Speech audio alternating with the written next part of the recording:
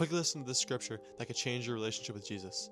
In Romans chapter 10, verse 9, it says that if you confess with your mouth that Jesus is Lord, and you believe in your heart that God raised him from the dead, you will be saved. And we read this scripture, and we're like, okay, I'll say the prayer. I'll tell God I believe in him. I believe in Jesus. He resurrected. He took my sin away. But in scripture, in Revelation chapter 3, verse 16, it says, I know your works. You are neither cold nor hot. Would that you were either cold or hot. So because you are lukewarm, and neither hot nor cold, I will spit you out of my mouth. And on top of this, in James chapter 4, verse 4, it says, therefore, whoever wishes to be a friend of the world makes himself an enemy of God. Christ doesn't call you to go to church on Sunday and tell him he's sorry every week. He doesn't call you to, on Sunday, live for him, and every other day of the week, you do whatever you want. On Saturday, you're out at the bar. He calls you to be separate from the world, to not be an enemy of God.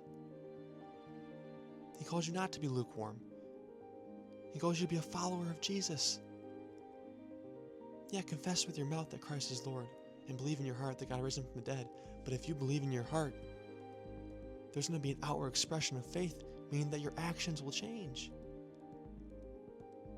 If you have no conviction, and every day you're living in the same sinful cycle of doing the same things, then you don't actually follow Jesus at all.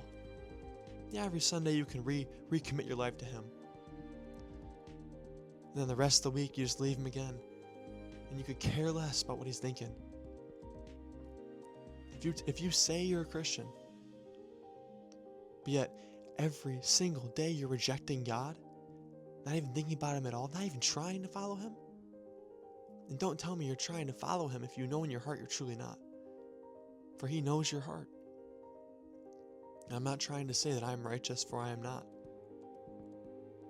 But that God is, and he sees your heart, and he wants you to truly follow him and put your faith in him. And trust that he will provide you with new joy than the joy you thought you had now. He calls us to mourn and weep and to leave this life we're living today. Mourn and weep and leave this life you're living now. For he will bring you joy, and you will rejoice with him once he rebuilds all your structures.